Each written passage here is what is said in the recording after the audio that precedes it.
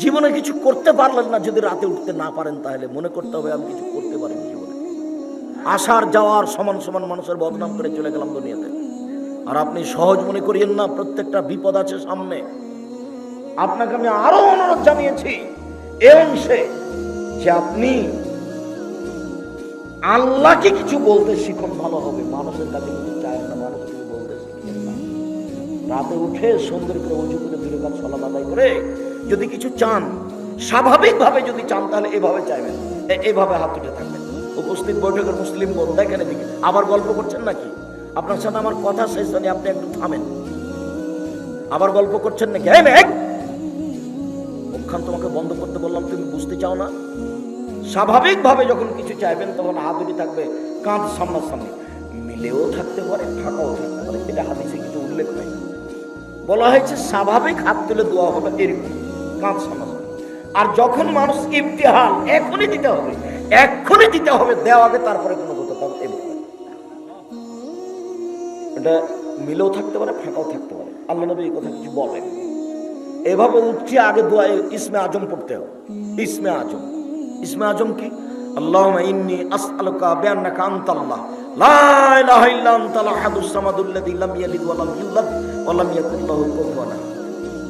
যদি ইসমে আজম মুখস্থ না থাকে তাহলে দোয়া ইউনুস হলো ইসমে আজম। লা ইলাহা ইল্লা আনতা সুবহানাকা ইন্নী কুনতু মিনাজ জালিমিন। এটাও যদি না থাকে তাহলে সূরা ফাতিহার প্রথম 3 আয়াত আলহামদুলিল্লাহি রাব্বিল আলামিন আর রহমানির রহিম মালিকি ইয়াউমিদ্দিন, এ দিয়ে প্রশংসা করা হয়েছে। ওখানে কিছু বলতে হলে আগে প্রশংসা করতে হয়।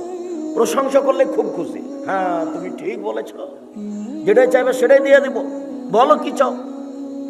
আর মানুষই তো প্রশংসা প্রিয়। একটা ধনী মানুষ আপনারা একদম মাদ্রাসার জন্য টাকার কথা বলতে গেছেন, যেই বলছেন 10,000 টাকা দেন তো সম্মেলন উপলক্ষে, তোমার কে গো, যাও ওইদিকে যাবো। জি আসসালামু আলাইকুম, আপনার কথা তো আমরা খুব শুনি, আপনি তো খুব প্রশংসনীয় মানুষ, আপনাকে সবাই ভালোবাসে। আমরা একটা বড় কাজ নিয়ে এসেছি, আপনার তো মহৎ উদ্দেশ্য, আপনার অনেক প্রশংসা শুনি, আমাদের একটু 10,000 টাকা দেওয়ার ব্যবস্থা করবেন। ও আচ্ছা ঠিক আছে, তাহলে আর একবার দেখা করো দেখি। একটা কিছু বলবে, মানে ও প্রশংসা প্রিয় মানুষই, আর ও তো বলছে যে আমি প্রশংসা করলে খুব খুশি হই, তা আলহামদুলিল্লাহ। ওই জন্য আল্লাহ নবী বলছেন আফজালুদ দুআ আলহামদুলিল্লাহ, সবচেয়ে উত্তম দোয়া হলো আলহামদুলিল্লাহ, প্রশংসা আছে যে, সেই জন্য খুব। আর সূরা ইখলাস পড়লে তিনবার পড়লে একবার কোরআন মাজিদ পড়ার সমান হয়। কেন? সূরা ইখলাস খুব দামি, শুধু তার গুণ বর্ণনা করা হয়, ওতে তিনি খুশি। সূরা ইখলাস মানে পড়লেন আপনি, মানে উনি খুব খুশি হয়ে গেছে, হ্যাঁ ঠিক বলেছো তুমি, আমি কাউকে জন্ম দিই না, আমি কারো থেকে জন্ম নিই না, আমি হচ্ছে নিরপেক্ষ মুখাপেক্ষীহীন, আমাকে কেউ পারে না। আপনি যখন এরকম ভাবে বললেন তখন উনি বলছেন হ্যাঁ ঠিক আছে ঠিক আছে ঠিক আছে, 3বার পরে একবার কোরআন মাজিদ পড়ার লিখে দিয়ে দেবো, 3বার পরে একবার কোরআন মাজিদ পড়ার লিখে দিয়ে দেবো।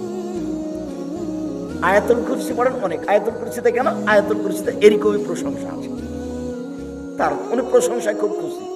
এই জন্য সুবহানাল্লাহি ওয়া বিহামদিহি সুবহানাল্লাহিল আযীম, এটা হলো সবচেয়ে ভারী নেকি দাঁড়িপাল্লায়, এতে আল্লাহর প্রশংসা আছে। এই জন্য তাই আল্লাহ রাসূল বলছেন আফজালুদ দুআ আলহামদুলিল্লাহ, সবচেয়ে উত্তম দোয়া হচ্ছে আলহামদুলিল্লাহ। তো এখন আপনি ইসমে আজম পড়েন, যদি ইসমে আজম না পারেন তাহলে দোয়া ইউনুস পড়েন, দোয়া ইউনুস যদি না পারেন তাহলে প্রশংসার জন্য সূরা ফাতিহার প্রথম 3 আয়াত পড়েন, এরপরে দুরুদে ইব্রাহিম, দুরুদে ইব্রাহিম লাগবে কিন্তু, আল্লাহুম্মা সাল্লাল্লাহু বারিক আলা। দুরুদে ইব্রাহিম না পড়লে আপনার দোয়া উপরে যেতে যেতে থেমে যাবে। ওই দোয়া ইব্রাহিম, দুরুদে ইব্রাহিম ঠেকিয়ে রেখেছে, পড়ো যেতে পারবে না। লা ইয়াসাদু দোয়া, মানুষের দোয়া উপরে যাবে না, দুরুদে ইব্রাহিম ছাড়া।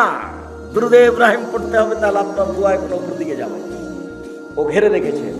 তাহলে আগে বলেন প্রশংসা, খুব খুশি হয়ে গেছেন, এবার দুরুদে ইব্রাহিম পড়েন, তাহলে দরজা খুলে গেছে। এবার আপনি বলেন যে বগুড়া শহরে আমার 5 কাঠা জমির ব্যবস্থা করে দাও। এবার আপনি বলেন যে আমাদের আটমূল প্রতিষ্ঠানটাকে খুব বড় করে দাও। যারা যাই দায়িত্বে আছেন, সেক্রেটারি, সভাপতি, কমিটি, শিক্ষক, সবাইকে বলতে বাধ্য, বলতে হবে, দিন রাত বলতে হবে, তারপরে হওয়া না হওয়া পরে। যত বলবেন তত খুশি, যত কম বলবেন তত অখুশি।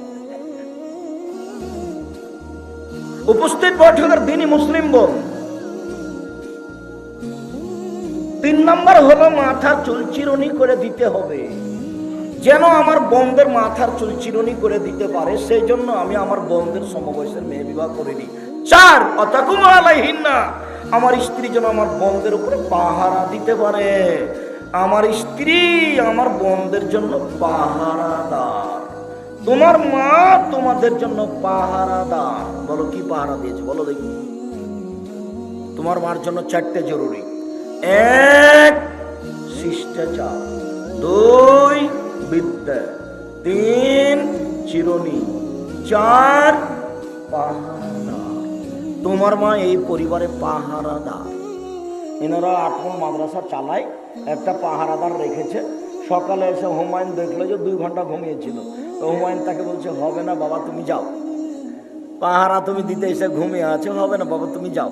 এখন তোমার মাও পাহারাদার ঘুমিয়েছিল, কিছুই বললো না তোমরাকে। এখন তোমার বাপের উচিত তোমার মাকে বলা যে তুমি যাও হয়েছে। এটাই করতে হবে, আমি করতে আদেশ করিনি, পরামর্শ দিলাম। জরুরি 1 শিষ্টাচার শিখাতে হবে তোমার মাকে তোমাকে। 2 বিদ্যা তোমার মাই শিখে দেবে। 3 চিরুনি করে দিও, তোমাদেরকে পরিপাটি করে রাখবে, সাজগোজ করে রাখবে। 4 তোমাদের উপরে পাহারা দিবে। বলো কোন পাহারা? বলো তোমার বোন এখানে দাঁড়িয়ে আছে, এখন শীতের দিনে আমার বোন দাঁড়িয়েছে, আমার মাই বগড়া বাজার যায়, তোমার বাপ কাপুরুষ সেই জন্য যায়। তোমার বাপের জন্য 5টা জরুরি জিনিস ছিল। আল্লাহ নবী বলেছেন পৃথিবীর মানুষ স্বামী হলে 5টা জিনিস লাগে। রাসূল সাল্লাল্লাহু আলাইহি ওয়াসাল্লাম বলছেন ইয়া মাশারাস শাবাব মান ইসতাতা মিনকুম বাত ফালিয়াতাজাওয়াজ। পৃথিবীর পুরুষ যারা বিবাহ করতে চাও, ক্ষমতা থাকলে বিবাহ করবা, বিবাহ করলে ক্ষমতা লাগে। ফাইলামেস্তাতে যদি ক্ষমতা না থাকে তাহলে বিশ্বম, তাকে রোজা রাখতে হবে। রোজা থেকে থেকে থেকে যৌবনকে করে মিটিয়ে ধূলিসাৎ করে দাও মাটির সাথে। বিবাহ করিও না, ক্ষমতা না থাকলে বিবাহ করিও না, ক্ষমতা না থাকলে বিবাহ করিও না, নইলে ছেলে মেয়ে খারাপ হয়ে যাবে, সবাই বউ খারাপ হয়ে যাবে। শুনুন 5টা জিনিস লাগে। 1 যে মানের খাচ্ছেন বউকে সে মানের খাওয়াবেন। 2 যে মানের পড়ছেন সে মানের পড়াবেন। 3 ওলা তুকাবকে কটু কথা বলবেন না, গালি দিবেন না, মারবেন না, ঠোঁট মোটা বলবেন না, রং কালো বলবেন না। 4 মুখের উপরে মারবেন না। 5 ওলা তাত্র খাইলে ফিল বাইতে, আপনি আপনার স্ত্রীকে আপনার বাড়ি ছাড়া কোথাও যেতে দিবেন না।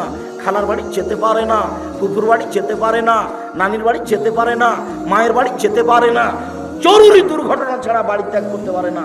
বাজার তো বহু দূরের কথা, বাজার তো ভাবতেই পারে না। আপনি কাপুরুষ সেজন্য বাজার ভেবে ওই ঘুরে বেড়াচ্ছে। আপনি বেশি সুযোগ দিয়েছেন, বোকা মহিলা দিন রাত অভিমান করে, খালি বলে এটা মোটা কাপড় ভালো লাগে না, এটা চিকন কাপড় ভালো লাগে না। তখন আপনি 3-4 দিন পরে বলছেন তুই যা, তুই যে বাজার। এই তো অবস্থা হয়েছে। তখন শয়তান সুযোগ পেয়ে কয়দিন পরে বলছে যে সংসার হবে না, তালাক, তুই যা, 1 তালাক 2 তালাক 3 তালাক, তোকে তালাক দিলাম, 1 বৈঠকে 3 তালাক, তুই এখন চলে যা। পরের দিন ভুল ভেঙেছে, কি করা যায়, ছেলে মেয়ে 3টে, তো কি করা যাবে? তখন হানাফি মাদ্রাসাতে গেছে, আপনার ইয়েতে কি যেন জামিল মাদ্রাসায়, তো বলছে 1 রাতের জন্য বিবাহ দিতে হবে। এর হলো না, খারাপ হয়ে গেল, চলো আপনারা হয়ে গেল, না 8 মাদ্রাসায় যাই। বলে হ্যাঁ সংসার চালু আছে, 1 তালাক হয়েছে, কোনো সমস্যা নেই, 5 যাক সিজদা করি আলহামদুলিল্লাহ। ধর্ম এইভাবেই চলছে। এই ছেলে লজ্জা করো তুমি, তোমার মাকে 4টে জিনিস বলে দিও তো। 1 শিষ্টাচার শিখাবে তোমার মা তোমাদেরকে। 2 বিদ্যা শিখাবে। 3 তোমাদেরকে সাজগোজ করে রাখবে। এটা আমি বলিনি, এটা মুহাম্মদ সাল্লাল্লাহু আলাইহি ওয়াসাল্লাম বলেন, হাদিস বুখারী মুসলিম। 4 তোমার মা তোমাদেরকে পাহারাদার, পাহারা দিবে। আল্লাহ নবী বলছেন তোমার মা পাহারাদার, আমরা বলিনি, পৃথিবীর কোনো মানুষ বলেনি। মুহাম্মদ সাল্লাল্লাহু আলাইহি ওয়াসাল্লাম বলেছেন তোমার মা তোমার জন্য পাহারাদার। বলো তোমার মা কি পাহারা দেয়, বলো তোমার বোনের তোমার মা কি পাহারা দিল। তোমার মা তোমাদের এই পরিবারকে কবর দিয়েছে। আজকের ঘটনা তোমাকে বলছি, তোমার মা ঢং ঢং করে এসেছে, আবার ঢং ঢং করে চলে গেছে। এখন টিভি খুলে বসে আছে, যে দেখো না, এটা তোমার মা। যে বলিও খালা, খালা বলে ডাকিও, এটা তোমার মা না, এটা তোমার সৎ মা। এটা তোমার মা নয়, এটা তোমার খালা, এই কথাই ঠিক। এটা তোমার মা নয়, এটা তোমার খালা, এই কথাই ঠিক। এটা তোমার খালা নয়, এটা তোমার সৎ মা। নইলে তোমাদের পরিবারকে এরকম ভাবে নষ্ট করলো কেন? তোমাদেরকে এভাবে ধ্বংসের পথে টেনে নিয়ে গেল কেন? সে চিন্তা ভাবনা করলো না কেন? শোনো, উপস্থিত বৈঠকের দিন মুসলিম ভাই বোন শোনেন, ইহুদি খ্রিস্টান, 1 মিনিট, ইহুদি খ্রিস্টান যতবার সূরা ফাতিহা পড়েন শেষে গিয়ে বলেন গায়রিল মাগদুবি আলাইহিম ওয়ালাদ-দাল্লিন, আল্লাহ ওরা ইহুদি অভিশপ্ত, ওদের পথ দেখায়ও না, ওরা ইহুদি, ওরা অভিশপ্ত, ওদের পথ দেখায়ও না, দাল্লিন ওরা ভ্রান্ত খ্রিস্টান, ওরা পথহারা, ওদের পথ দেখায়ও না, ওরা খ্রিস্টান, ওদের পথ দেখায়ও না, এ কথা বলো দিন রাত 24 ঘন্টা। আবার আর একটা বলছি শোনো, উপস্থিত বৈঠকের দিনই মুসলিম ভাই বোন একটু খেয়াল করেন, এই ছেলেরা এদিকে লক্ষ্য করো, ওর গায়ে হাত দিয়ে বসে আছো নাকি? এদিকে খেয়াল করো, একটা কথা যেন 19-20 না হয়, এদিকে দেখো। আল্লাহর নবী মক্কা থেকে মদিনায় আসলেন, মদিনায় এসে দেখলেন যে মদিনার লোকেরা মুহররমের 10 তারিখ রোজা আছে। মদিনায় এসে দেখলেন যে মদিনার লোকেরা মুহররমের 10 তারিখে সিয়াম থাকছে। আল্লাহ রাসূল বলেন, কি ব্যাপার, তোমরা মুহররমের 10 তারিখে সিয়াম থাকো কেন? তখন মদিনার লোকেরা বলল, আরে এটা তো আমাদের বড় দিন, এই দিনে আল্লাহ ফেরাউনকে ডুবিয়ে দিয়েছেন, এই দিনে আল্লাহ মূসাকে বাঁচিয়ে দিয়েছেন, এই কারণেই তো আমরা আল্লাহর শুকরিয়া আদায় করি। মুহররমের 10 তারিখ হচ্ছে আমাদের জন্য বড় দিন। মুহররমের 10 তারিখে আল্লাহ ফেরাউনকে ডুবিয়ে দিয়েছেন, মুহররমের 10 তারিখে আল্লাহ মূসাকে বাঁচিয়ে দিয়েছেন, তাই আমরা শুকরিয়া আদায় করি। তখন মুহাম্মদ সাল্লাল্লাহু আলাইহি ওয়াসাল্লাম বলছে, হ্যাঁ ঠিক ঠিক ঠিক, আমিও তোমাদের চেয়ে বেশি শুকরিয়া আদায় করাতে হক রাখি, আমিও মুহররমের 10 তারিখে সিয়াম থাকলাম। সঙ্গী সাথী, তোমরা মুহররমের 10 তারিখে সিয়াম থাকো, যেমন বলেছেন সিয়াম থাকো, তেমনি বলছে, হ্যাঁ আমরা মুহররমের 10 তারিখে সিয়াম থাকবো। মানে কেন থাকবো? দিন রাত আপনি বলছেন ওদের বিরোধিতা করতে হবে, ওদের বিরোধিতা করতে হবে, ওদের বিরোধিতা করতে হবে, ইহুদি খ্রিস্টানের বিরোধিতা করতে হবে। আপনি দিন রাত বলছেন ওরা মুহররমের 10 তারিখ রোজা থাকে, আমরা কেন থাকবো? তাহলে তাদের অনুসরণ হয়ে গেল। বিরোধিতা হলো কিভাবে? বিরোধিতা তো হলো না, আমরা মুহররমের 10 তারিখে সিয়াম থাকবো না। তখন আল্লাহ রাসূল বলছেন, থামো থামো থামো থামো, শোনো, লাইন বাকাইতো সানাতাল কাবিলা, আমি যদি সামনে বছর বেঁচে থাকি লাসুমান্না তাসিয়া, তাহলে মুহররমের 9 তারিখও সিয়াম থাকবো। 9 তারিখ হবে বিরোধিতা, 10 তারিখ হবে শুকরিয়া। আর তুমি ব্রাজিলের পতাকা মোটরসাইকেল নিয়ে ঘুরো, বলো তো এটা কেমন? তোমাকে দেখলাম আর বুক ফেটে যায়, তুমি মুসলমানের ছেলে, আমি কিছু করতে পারি না। আমি তোমাকে চোখে দেখি, রাস্তা দিয়ে হাঁটলে বিশাল পতাকায় তুমি খেলা দেখো, কাতার হলে কি হবে? আমি বলেছি, একদিকে আছে জিবরাইল আলাইহিস সালাম আর একদিকে আছে মালাকুল মউত, দুইজন মিলে আন্তর্জাতিক ফুটবল খেলাচ্ছেন কাবা ঘরের মাঠে, তবু হারাম। বুঝেননি কথা? একদিকে কে আছেন? জিবরাইল আলাইহিস সালাম, আর একদিকে কে আছেন? মালাকুল মউত। খেলছেন কোথায়? কাবা ঘরে, তবু হারাম। তুমি বললে কাতার, সেজন্য তোমাকে কথা বললাম। সারা পৃথিবীর তুমি তালিকা করে দেখো, কত মানুষ পুরুষ নারী তাই 1 মাস থেকে বসে আছে কাতারে গিয়ে, বাড়ি ভাড়া করে বসে আছে, 6 মাস থাকবে, 2 মাস থাকবে, 3 মাস থাকবে, টাকা পয়সা ধুয়ে ছেড়ে দিবে কাতারে, আর বেটি ছেলে নাচবে। এটাই কি আমার চলে এসেছে? মুসলমানদের বাড়িতে এসে মুসলমানদের মেয়েকে নিয়ে বিনোদন করবে ইহুদি খ্রিস্টান, তারই এটা পথ। দুবাইয়ের মাটিতে যান, দেখা আছেন এভাবে, এসব আরব দেশগুলো আমার দেখা আছে সব। ওদের মহিলারা তো এমনিতে আছে খালি কাপড় ছাড়াই, এখন ওরা বলছে তুই যে কাপড় পরে কেমনে থাকিস, তোকে আমি দেখছি, এই জন্য এসেছে। একবার হুবহু শয়তানের সাথে মিলে আছে, আপনাকে একটু দেখাই। 1 মিনিটে ছিল, তোমাকে আজ বারবার বলছি যে এক খেলে চেয়ে থাকো। দেখো এদিকে, এদিকে দেখো। জিবরাইল যখন আল্লাহ ইবলিসকে বললেন, এই ইবলিস সর সর সর, তুই হচ্ছে রাজিম, বিতাড়িত, এখানে থাকতে হবে না, চলে যা। তখন ইবলিস বলছে, আচ্ছা আচ্ছা ঠিক আছে, আমি চলে যাব, তবে আমার 2টা কথা। 1, কিয়ামত পর্যন্ত বেঁচে থাকার সুযোগ দিতে হবে, দিলাম। 2, আদম সন্তান কিভাবে জান্নাতে যায় সেটা আমি দেখে ছেড়ে দেব। তোমার মর্যাদার কসম, তোমার ইজ্জতের কসম, আল্লাহ তোমার সম্মানের কসম, ইবলিস আমি চিরদিনের জন্য আদম সন্তানকে পথ ভুলিয়ে জাহান্নামে নিয়ে যাবই যাব, এই কথা বলে চলে যাচ্ছে ইবলিস। তখন আল্লাহ বলছেন, ওয়া ইজ্জতি ওয়া মাকানি ওয়া ইরতিফায়ে জালালি, আমি আমার মর্যাদার কসম করে বলছি, আমি আমার ইজ্জতের কসম করে বলছি, আমি আমার সম্মানের কসম করে বলছি, আদম সন্তান যতবার ক্ষমা চাইবে আমি ততবার ক্ষমা করে দেব। আদমের ছেলে মেয়ে তোমরা যেভাবে ডাকো আমি সেভাবে থাকি, তোমরা যেভাবে আশা পোষণ করো সেভাবে আমি পূর্ণ করে থাকি। আদমের ছেলে মেয়ে তুমি যেভাবে ডাকো আমি সেভাবে থাকি, তুমি যেভাবে আশা পোষণ করো আমি সেভাবে পূর্ণ করে থাকি। তোমার পাপ বেশি হতে হতে যদি আকাশে লেগে যায়, তুমি যদি আমার কাছে ক্ষমা চাও আমি ক্ষমা করে দিই। আমি পরোয়া করি না তুমি কত বড় পাপী, আমি পরোয়া করি না তুমি কত বড় পাপী। তুমি যেভাবে ডাকো আমি সেভাবে থাকি, তুমি যেভাবে আশা পোষণ করো সেভাবে আমি পূর্ণ করে থাকি। তুমি ক্ষমা চাইলে আমি ক্ষমা করে দিই। আমি পরোয়া করি না তুমি কত বড় পাপী, আমি পরোয়া করি না তুমি কত বড় পাপী। তুমি যেভাবে ডাকো আমি সেভাবে থাকি, তুমি যেভাবে আশা পোষণ করো আমি সেভাবে পূর্ণ করে থাকি। ইবলিস সরিয়া। স্পষ্ট বিষয়টা বুঝতে পারলেন? ইহুদি খ্রিস্টান ফাঁকি দিয়েছে আপনাকে। এখনো আরেকটা কথা আছে, শেষ হয়নি। আল্লাহ নবী এবার আফসোস করে একটা কথা বলছেন, এবার শুনেন। এই ছেলে, তোমার তো লজ্জা বুদ্ধি নাই, তুমি আফসোস কি দেখাবা? দেখো মোহাম্মদ সাল্লাল্লাহু আলাইহি ওয়াসাল্লাম আফসোস করে বলছেন, আমি আফসোস করে আমার উম্মতের উপরে দুঃখ পোষণ করে বলছি, আমার উম্মত অন্যায় পাপ করার ব্যাপারে ইহুদি খ্রিস্টানদের সাথে মিশে যাবে। ডান হাতের বিঘত যেমন বাম হাতের সমান, ডান হাতের বিঘত যেমন বাম হাতের সমান, এটা যেমন সমান সমান, আমার উম্মত অন্যায় পাপ করার ব্যাপারে ইহুদি খ্রিস্টানদের সাথে মিশে যাবে সমান সমান। আবার বলছেন, পৃথিবীর মানুষ শুনে রাখো, ডান পায়ের জুতা যেমন বাম পায়ের সমান, ডান পায়ের জুতা যেমন বাম পায়ের সমান, সমান সমান যেমন আমার উম্মত ইহুদি খ্রিস্টানদের সাথে অন্যায় করার ব্যাপারে মিশে যাবে তেমন। আবার বলছেন, আমি দুঃখ করে বলছি, ইহুদি খ্রিস্টান যদি মার সাথে জেনা করে থাকে, আমার উম্মত মার সাথে জেনা করবে। এগুলো তিনি আমাদের উপর আফসোস করে বলে রেখে গেছেন। হাদিস সব বুখারী মুসলিম।